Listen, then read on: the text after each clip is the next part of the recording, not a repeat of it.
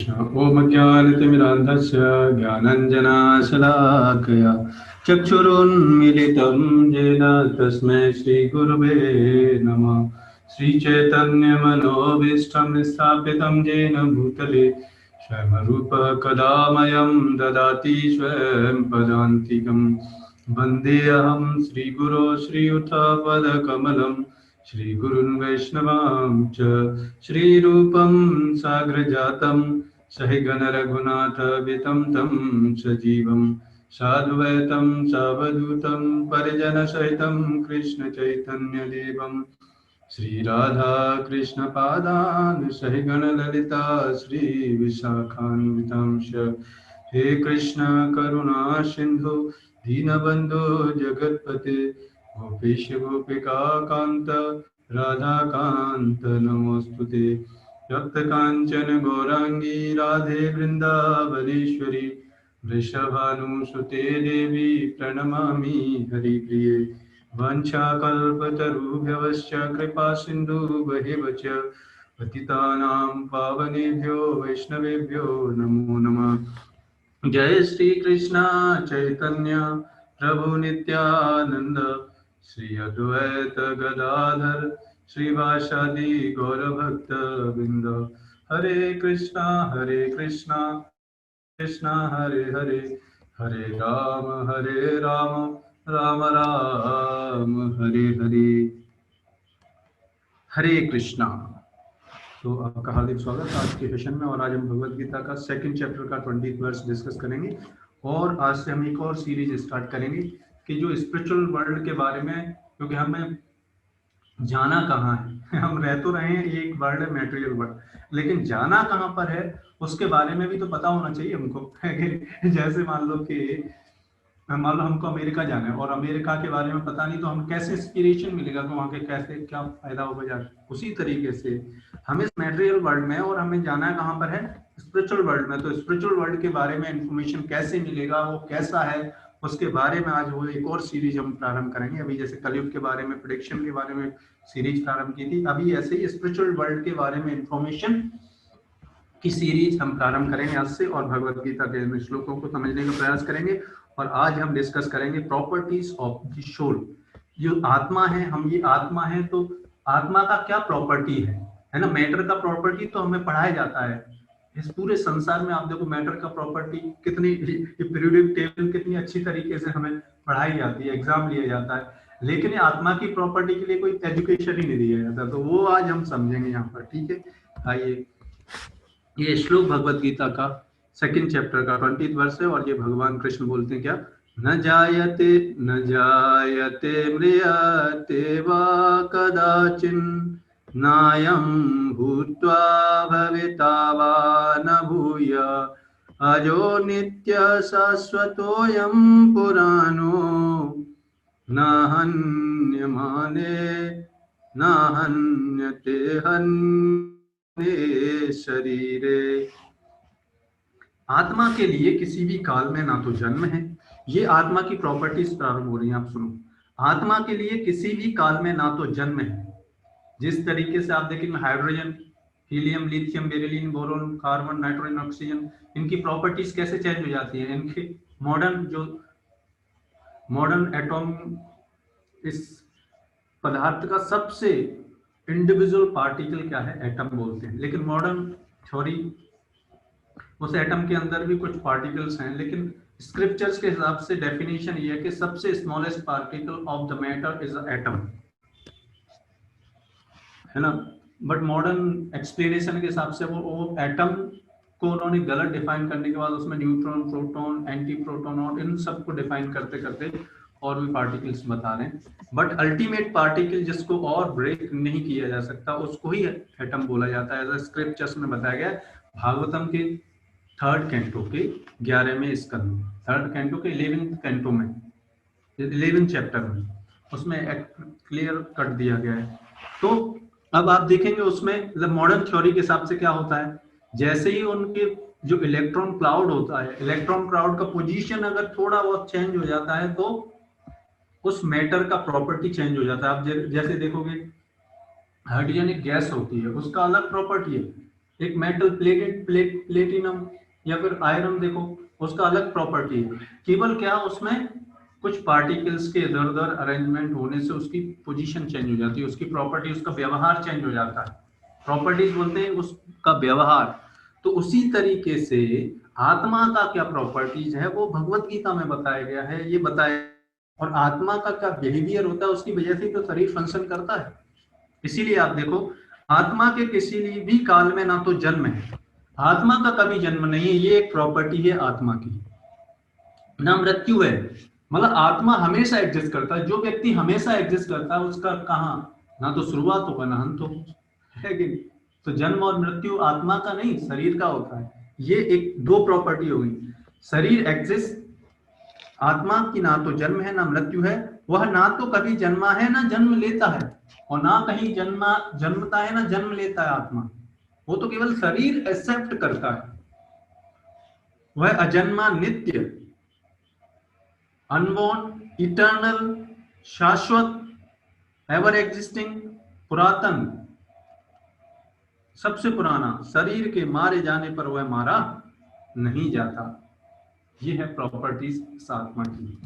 इसीलिए आप देखोगे ये केमिकल प्रॉपर्टीज पूरा, इसके लिए पूरी आप देखो कितना रिसर्च, कितने वर्षों लग जाते हैं केवल इस एक मैटर के रिसर्च करने में, है। पीरियोडिक टेबल हम इतना रिसर्च करते हैं, और फिर हम ये आज जितने भी आप देखेंगे मॉडर्न मेटर्स हैं, है ना, प्लास्टिक है, ये सब हमने डेवलप किया है कि नहीं? इतना अध्ययन करने के बाद, इतने संसार के लोगों इस पर अध्ययन किए तब, लेकिन आत्मा का जो प्रॉपर्टीज है उसका कोई अध्ययन नहीं करता, जिसकी जरूरत है। तो आज हम इस टॉपिक को, इस सोल की प्रॉपर्टी के बारे में डिस्कस करने वाले हैं बहुत डिटेल में। आइए, तो गुणात्मक दृष्टि से परमात्मा का अणु अंश परम से अभिन्न है। दूसरा प्रॉपर्टी क्या है कि हम भगवान से अभिन्न हैं, हम भगवान नहीं बन सकते, ये एक और आत्मा का अलग प्रॉपर्टी है।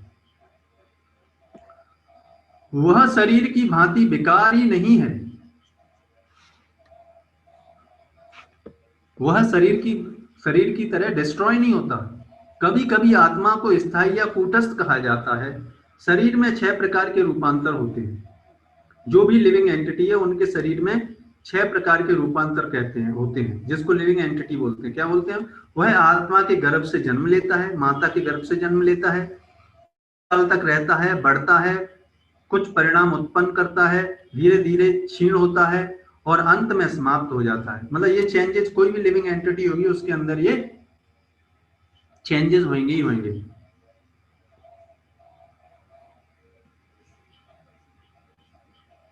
किंतु आत्मा में ऐसे परिवर्तन नहीं होते, ये शरीर में होते हैं।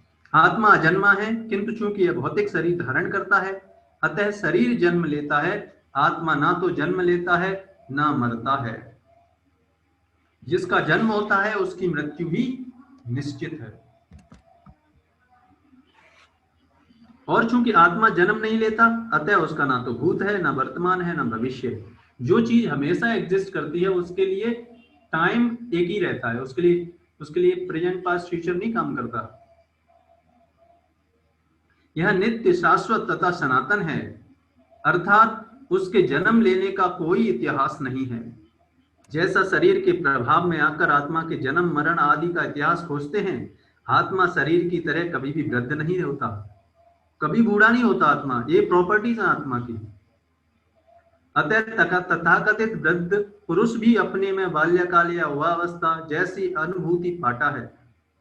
शरीर के परिवर्तनों का आत्मा पर कोई प्रभाव नहीं होता। शरीर की उपसृष्टि संतानें हैं और वे भी व्यष्टि आत्माएं हैं, और शरीर के कारण वे किसी न किसी संतानें प्रतीत होती हैं। और सुनिए आत्मा के बारे में, शरीर की वृद्धि आत्मा की उपस्थिति के कारण होती है। जो शरीर में परिवर्तन होता है वो आत्मा की वजह से होता है। इसीलिए आप देखो, जब आत्मा चला जाता है शरीर से तो शरीर बिल्कुल खत्म हो जाता है, उसी को मृत्यु बोलते हैं। Absence of soul is the death of the body. किंतु आत्मा के न तो कोई वृद्धि है, न ही उसमें कोई परिवर्तन होता है, अतः आत्मा शरीर के 6 प्रकार के परिवर्तन से मुक्त है। अतः आत्मा के अंदर ये 6 परिवर्तन नहीं होते, इसलिए कठोपनिषद में इसी तरह का एक श्लोक आया, न जायते मृत्येव विपश्चिन न बहुभूव कश्चित अजो शाश्चित अजो नित्य सा सतोयम पुराणो न हन्यते हन्यमाने शरीर।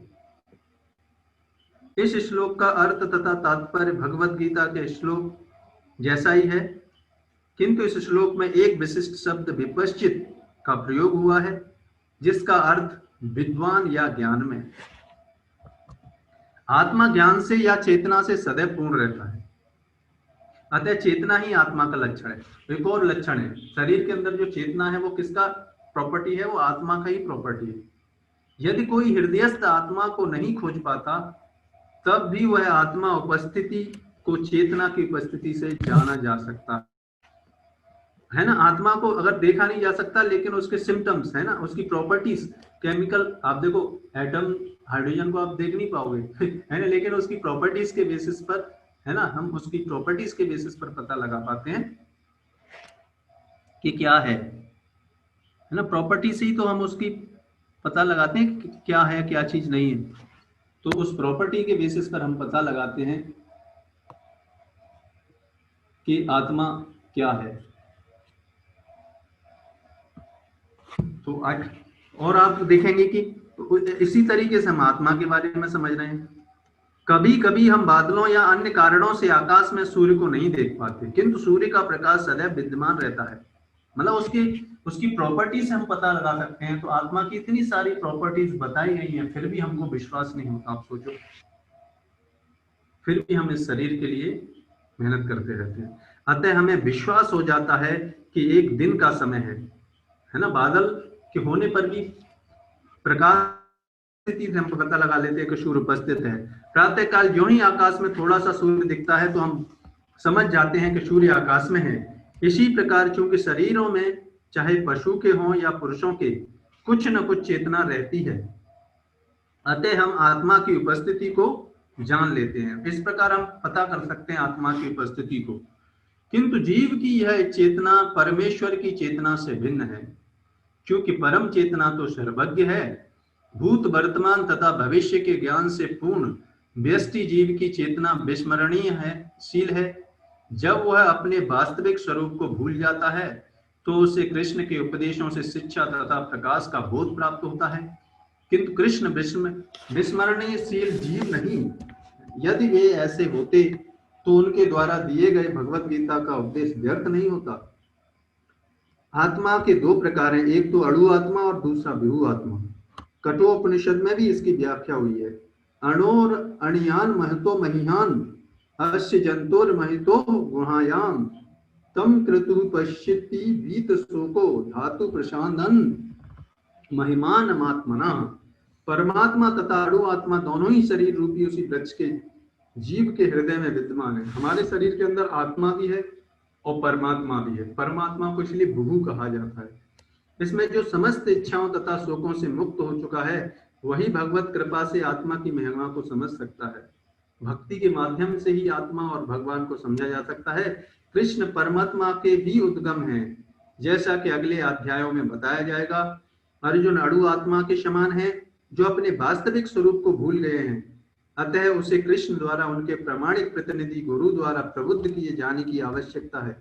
उसी तरीके से हम इस ज्ञान को भूल गए हैं। हम इस संसार में इतने सालों जन्मों से शरीर को प्राप्त करते आए हैं, तो इस शरीर के ही लिए आसक्त हो गए हैं। इसी वजह से हमें इस आत्मा के ज्ञान के बारे में कुछ पता ही नहीं। इसलिए जब गुरु के मार्ग निर्देशन में जब हम ये आत्मा का ज्ञान हम लेंगे, तब हमारी समझ में आएगा कि ये आत्मा की क्या क्वालिटीज हैं, कैसी आत्मा है। और जब हम ये भगवान की भक्ति, ये आत्मा का विज्ञान समझ के करेंगे, तो हम कहाँ पहुंच जाएंगे। आप देखो, ऐसा प्लेस जहां पर ना तो कोई जन्म मृत्यु जरा व्याधि है। हम इसी से तो बचना चाहते हैं। देखो, कोई व्यक्ति मरना थोड़ी चाहता है, कोई नहीं मरना चाहता। कोई बीमार होना चाहता है, कोई नहीं बीमार होना चाहता। तो ऐसे स्थान के बारे में आइए हम डिस्कस करते हैं, जिसको स्पिरिचुअल वर्ल्ड बोलते हैं। उसके बारे में भागवतम के 3 स्कंद के 15वें अध्याय के 14वें श्लोक से आगे बताया गया है। क्या बताया गया? बसंती यत्र पुरुषा सर्वे वैकुंठ मूर्तयः ये मित्त निमित्तेन धर्मेणाराधन रमे। वैकुंठ लोकों में सारे निवासी पुरुषोत्तम भगवान के समान आकृति वाले होते हैं। वे सभी इंद्रिय तृप्ति की इच्छाओं से रहित होकर भगवान की भक्ति में लगे रहते हैं। तो देखो भगवान के धाम जो कि स्पिरिचुअल वर्ल्ड में उसमें रहने वाले लोग कैसे हैं, आप देखो वहां की सोसाइटी कैसी है ना। जैसे मान लो जेल में रहने वाले कैदी और बाहर सोसाइटी में रहने वाले लोग, है कि नहीं, आप देखो अंतर होता है कि नहीं होता है कि नहीं। उसी तरीके से संसार में रहने वाले लोग एक जेल में रहने वाले लोग की तरह, और सोसाइटी में सभी लोग रहने वाले वो स्पिरिचुअल वर्ल्ड में रहने वाले लोग हैं। उनकी क्वालिटीज क्या है आप देखो। इंद्रिय तृप्ति, वो अपने लिए नहीं सोचते, वो केवल जब व्यक्ति केवल भगवान की सेवा के बारे में सोचता है तब वो एलिजिबल क्राइटेरिया डेवलप करता है भगवत धाम जाने का। क्यों? क्योंकि गलत व्यक्ति भगवत धाम चला जाएगा तो वहां कोई मचा देगा, लेकिन मतलब कैदी अगर सोसाइटी में आ जाएगा तो क्या हुआ, परेशान कर देगा ना लोगों को। इसीलिए जब तक हमारे अंदर ये इस संसार, इस शरीर को, इस भौतिक चीजों से आसक्ति रहेगी और भगवान की सेवा करने की भावना नहीं उत्पन्न होगी, हर चीज को अपने लिए ही यूज करने की भावना रहेगी, तब तक हम भगवान के धाम नहीं जाएंगे। क्योंकि वहां पर हर व्यक्ति भगवान की सेवा के बारे में ही सोचता है। और वैकुंठ लोकों में सारे निवासी पुरुषोत्तम भगवान के समान आकृति वाले हैं। वैकुंठ में 4 हाथों वाले भगवान विष्णु के 4 हाथ होते हैं ना, उसमें क्या होते हैं, गदा, शंख, पद्म, चक्र। उसी तरीके से वहां पर हर व्यक्ति का भगवान की तरह ही रूप होता है ना। तो ये कुछ क्वालिटीज हैं वहां के धाम की। और भी आगे आने वाली सीरीज में हम और भी इन प्रॉपर्टीज के बारे में डिस्कस करेंगे, और भी डिटेल में बताया गया भागवतम में। तो आज हमने ये बहुत सारी चीजें समझी कि प्रॉपर्टीज के बारे में समझा, आत्मा की प्रॉपर्टीज इन शास्त्रों में दिया गया है आत्मा के बारे में, और कोई सोर्स इस संसार का आपको आत्मा के बारे में पता नहीं लगाया जा सकता। इसलिए आप देखो इतने सालों से हम रिसर्च कर रहे हैं, लेकिन आत्मा के बारे में अभी तक कोई भी इंस्टीट्यूशन इस संसार का ज्ञान नहीं दे पाता। केवल इन भगवत गीता, भागवत, हमारे वैदिक लिटरेचर जिसके लिए इस इंडिया को महान कहा जाता है, उसमें ये ज्ञान दिया गया है। और इस ज्ञान के आधार पर हम उस आत्मा के लक्षणों को पता कर सकते हैं, उसकी प्रॉपर्टीज को जान सकते हैं, और फिर ये पता कर सकते हैं कि ये आत्मा भगवान का अंश है। ये अंश का कार्य होता है, अंश का अल्टीमेट कर्तव्य होता है भगवान की सेवा करना। और जब हम भगवान की सेवा करेंगे तो हम हमेशा के लिए प्रसन्न हो सकते हैं। जिस तरीके से पेड़ की पत्तियों में पानी डालने से कोई व्यक्ति, पेड़ हरा भरा नहीं होता, जब हम पेड़ की जड़ में भगवान की सेवा करेंगे तो हम हमेशा के लिए प्रसन्न रहेंगे, और इस संसार में रहते हुए भी बचा हुआ जीवन आनंद से रह पाएंगे। और उसके बाद भगवान के साथ सदा सदा के लिए, जिसके बारे में हमने वर्णन किया, ऐसे धाम में भगवान हमारा इंतजार कर रहे हैं। तो आप सब भक्तों से यही प्रार्थना है कि आप भगवान की भक्ति रेगुलरली और विदाउट फेल, विदाउट इंटरप्शन इसी तरीके से करते रहें। फिर आज के इस सेशन को हम यहीं पर विराम करते हैं। कल फिर कुछ नए श्लोकों के साथ मिलेंगे, तब तक के लिए हरे कृष्णा। और भी जानना चाहते हैं तो हमारा ग्रुप है जर्नी ऑफ सेल्फ डिस्कवरी, उस पर आप ज्वाइन कर सकते हैं। और भी इस तरीके के सेशंस में आने के लिए, फिर और पर्सनल गाइडेंस के लिए, उसमें और ज़्यादा आप समझ सकते हैं इन सारी चीज़ों से, है ना। तो इस तरीके से हम इसको, आज के सेशन को हम यहीं पे विराम देते हैं।